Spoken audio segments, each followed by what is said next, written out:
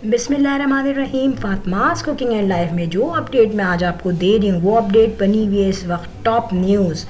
But हम सब जानते हैं रिहाम खान ने करी है तीसरी शादी। अब तीसरी शादी तो हो गई है मगर कुछ नॉलेज मैं आपको दूंगी उनकी तीसरी शादी के रिलेटेड। फ्रेंड, तीसरी शादी जो उन्होंने की है उनका नाम है मिर्ज़ा बिलाल बेग। फ्रेंड, मिर्ज़ा बिलाल बेग रिहाम खान से छोटे हैं, कितने 13 साल छोटे हैं ये अपनी वाइफ से।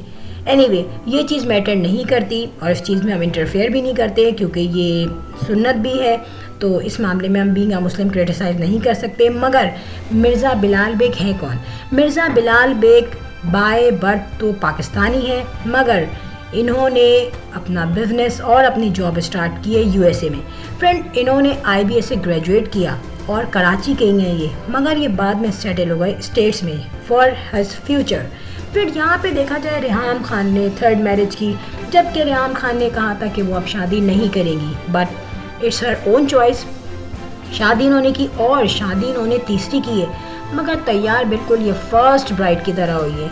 बट लुक अच्छा लग रहा है। और अगर हम कंपैरिजन करें, जब इन्होंने इमरान खान से शादी की थी तो इनका लुक इतना अच्छा नहीं आया था और अब थर्ड मैरिज में ये ज़्यादा अच्छी लग रही हैं। और दूसरी बात ये, रिहाम खान ने ख़ुद भी इसको एक्सेप्ट किया है कि वो एक हैप्पी मैरिड कपल हैं।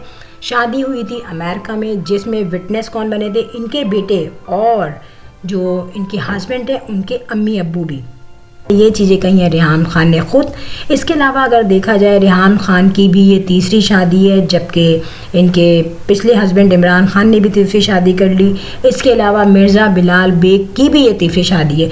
तो 49 ईयर्स की उम्र में रिहाम खान की ये थर्ड मैरिज है, बट 36 उम्र में और इनके हस्बैंड की तीसरी शादी है। तो बहुत ज़्यादा माशाल्लाह से एक्सपीरियंस्ड है इनके हस्बैंड भी शादियों के मामले में, और उनका भी एक बेटा है। यहाँ मैं आपको पिक्चर दिखा रही हूँ रिहाम खान की फ़र्स्ट मैरिज की। नो डाउट इनके जो फर्स्ट हस्बैंड है वो भी एक प्रोफेशनली बहुत काबिल है और अच्छी फैमिली से ताल्लुक़ रखते हैं। यहाँ पे रिहाम खान के बड़े बेटे की पिक्चर है जो कि थोड़ी सी पुरानी है मगर है बर्थडे की इनके बेटे की। यहाँ पे रिहाम खान अपने बेटे और अपनी 2 बेटियों के साथ काफ़ी इंजॉय के मूड में, काफ़ी खुश हैं। रिहाम खान ने हर तरीके की मॉडलिंग की है और ये न्यूज़ कास्टर भी रह चुकी हैं। इसके अलावा जब भी रिहाम खान अपनी फैमिली के साथ होती हैं तो रिहाम खान करती हैं इंजॉय बहुत ज़्यादा। वैसे तो ये बहुत ही खुश अखलाक हैं और पॉलिटिक्स में अगर कुछ हो या और भी कुछ चेंज हो मगर इन पे इतना असर नहीं होता। यहाँ पिक्चर है रिहाम खान की अपनी मदर के साथ और उनके बच्चे भी बैठे हुए हैं, और एक पिक्चर में रिहाम खान है लंदन में अपनी आइसक्रीम एंजॉय करते हुए। तो तमाम पिक्चर्स में ये खुश मिजाज ही रही हैं और शादी में तो ये बहुत ही खुश हैं। यहाँ पे शादी के बाद की पिक्चर्स भी हैं। फ्रेंड, रिहाम खान बहुत कॉन्फिडेंट होकर उन्होंने अपनी शादी के बारे में बताया। ज़रा सुनते हैं क्या बताया। मुझे यहाँ पे इधर सियाटल ही में सेटल हैं और सियाटल की एक बहुत बड़ी जो ग्लोबल कंपनी है उसके लिए काम करते हैं। और शौकिया तौर पे आप देखते हैं कि कुछ सैटायर सोशल मीडिया पे वो शेयर करते रहते हैं। ज़ाहिर है पहले मॉडलिंग से भी वो जुड़े रहे हैं और लेकिन वो जॉब के साथ साथ ये करते रहे हैं हमेशा, क्योंकि एक प्रोफेशनल फैमिली से उनका ताल्लुक है। तो ये जो शोबिस वाली साइड है इतनी वो उसको टाइम नहीं दे सके।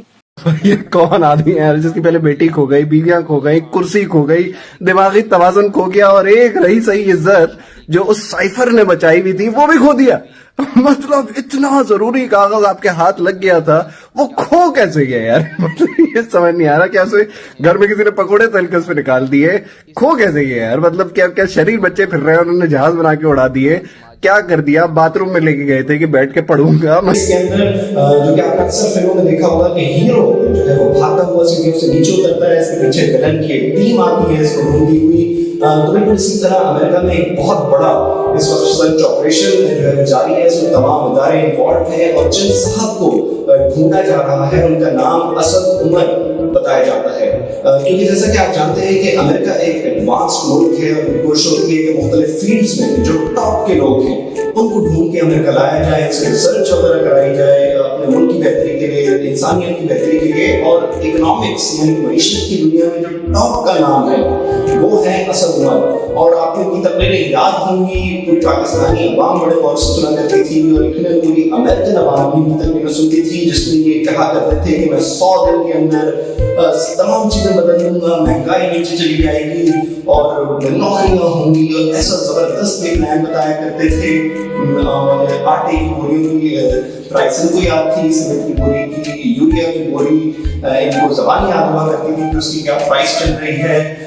लेकिन अब जो है वो मिल नहीं रहे, इनसे पूछा जाए कि चीजें किस तरीके से होंगी। इसके अलावा उन्होंने अपने इंटरव्यू में एक और बात ये बताई थी कि ये किताब भी जो है वो लिखने वाले हैं और इस किताब का उन्होंने नाम बताया था 70 लाख से 70,000 रुपए तक का सफर। तो लोग ये समझे थे कि शायद ये अपनी बात कर रहे हैं, लेकिन यकीनन उनका मकसद ये था कि जो आदमी मुल्क में 70 लाख रुपए भी कमा रहा है, मैं मईशत को कुछ इस तरह तब्दील कर दूंगा कि वो बेचारा भी 70,000 पे आके खड़ा हो जाए। और ये इन्होंने जो है वो आप देख रहे हैं कि करके भी दिखाया है। तो इस सिलसिले में इनको ढूंढा जा रहा है कि कहाँ है ये एक्सपर्ट, कहीं से मिले तो इनसे पूछा जाए कि ये जो सारे प्लान्स थे ये किस तरह हकीकत में तब्दील होंगे। तो यहाँ से अभी टीम नीचे गई है इनको ढूंढती हुई, लेकिन मिल कहीं नहीं रहे। तो अगर आपके पास इनका कोई पता हो, कोई खैर खबर आपको मिले खालिद, तो हमें जरूर पहुंचाइएगा, क्योंकि इनसे पूछना है कि जो ये तकरीरें किया करते थे ये हकीकत में कैसे तब्दील। फ्रेंड, यहाँ पर देखा जाए तो रेहाम खान एंजॉय कर रही हैं गोलगप्पे बहुत ही ज़बरदस्त से और चाट, जो कि हैं तमाम पाकिस्तानियों की फेवरेट। यहाँ पे इनकी बेटी भी है और इनकी फ्रेंड भी है। तो फ्रेंड, ये तो हुआ हमारा अपना देसी खाना जो हम नहीं छोड़ सकते। मगर यहाँ पर मैं आपको वीडियोस दिखाऊंगी बिलाल बेग की, जिसमें बिलाल मिर्ज़ा ने बहुत ही ज़बरदस्त सा तंज़ो निगारी किया है जो कि वो करते हैं। तो फ्रेंड, सुनिए ज़रा वो क्या कह रहे हैं।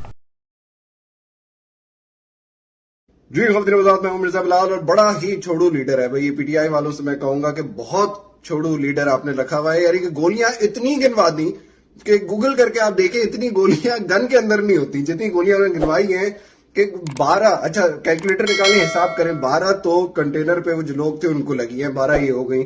उसके अलावा ये छोड़ू लीडर कह रहे हैं कि 3 मेरी टांग में लगी हैं। उसके अलावा गिरे हैं तो ऊपर से गुजर रही हैं। फैसल के खून निकल रहे, महीने का वो टाइम। इमरान इस्माइल के कपड़ों से 4 गोलियां निकली हैं। ये मैं चैलेंज दे रहा हूं, अगर इमरान इस्माइल ये करके दिखा दें तो मैं भी जाके पीटीआई को पांव के अंगूठों से भी वोट देके आऊंगा कि वो अपनी अलमारी में से कोई भी कपड़ा निकालें और वो पहन लें, और उसमें अगर इतनी जगह बचती है ना कि उसमें से 4 गोलियां निकल जाए तो ये मैं करके दिखाऊंगा, ये मेरा वादा है। और मतलब पता नहीं कौन सी 4 गोलियां निकली हैं। हमारे दोस्त सीनियर सहाफी और तदिया निगार मुस्तफा चौधरी ने ये भी बताया, उन्होंने घर जाके चेक किया अलमारी में तो वो फिनाइल की गोलियां थी उनके कपड़ों के अंदर।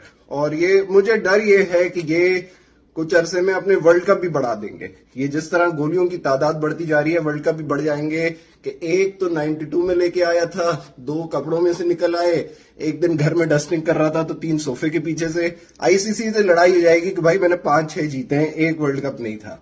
तो मतलब इतना ना छोड़ें यार, थोड़ा मुनासिब कर रहे हैं आप।